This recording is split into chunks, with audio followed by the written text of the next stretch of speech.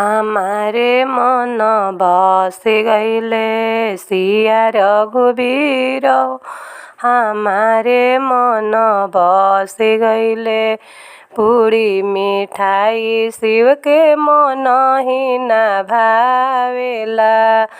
भंगिया धतुरवा खा के रह गंगा जी के तीर हो। हमारे मन बसी गईले सिया रघुबीर हो। कोठाया टारी शिव के मन ही ना भावेला।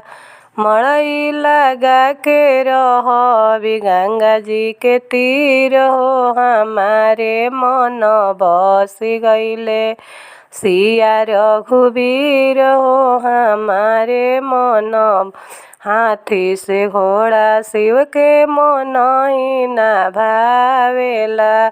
बसहा बैलवा लेके रह गंगा जी के तीर हो। हमारे मन बसी गईले सिया रघुबीर। तो सकत किया शिव के मन ही ना भावेला। मृगा के छाला लेके रह गंगा जी के तीर हो। हमारे मन बसी गईले सिया रघुबीर हो। हमारे मन कहाँ चली जाई हो कन्हैया तारा जार से। कहाँ चली जाई हो कन्हैया तारा जार से।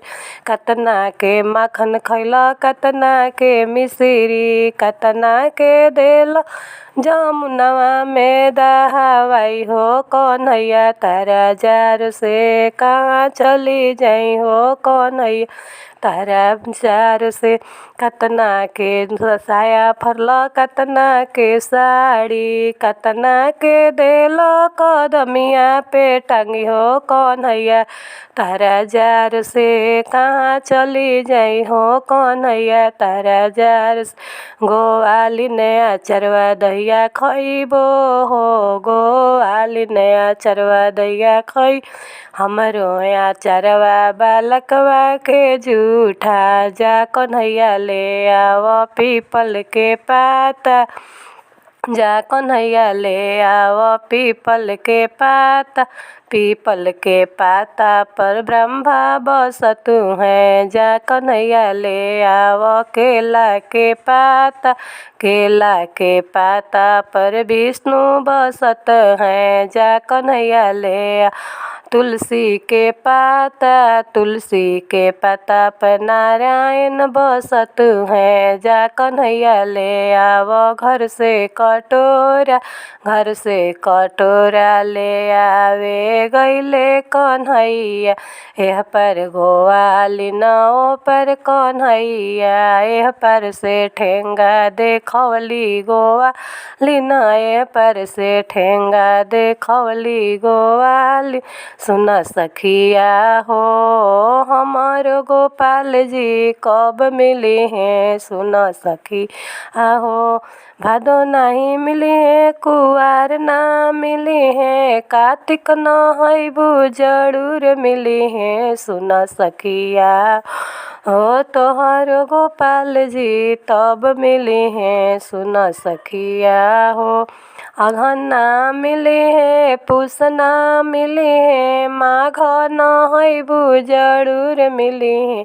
सुन सखिया हो तोहरो गोपाल जी तब मिले हैं। सुन सखिया हो चैत ना मिले अघन ना मिले पूस ना फागुन ना मिले। चैत ना मिले बैसाख न हईबू जरूर मिले हैं। सुन सखिया हो तोहरो गोपाल जी तब मिले हैं। सुन सखिया हो माखन के खिवैया गोपाल जी तब मिले हैं। सुन सखिया हो बंसी के बजवैया गोपाल जी तब मिले हैं। सुन सखिया हो।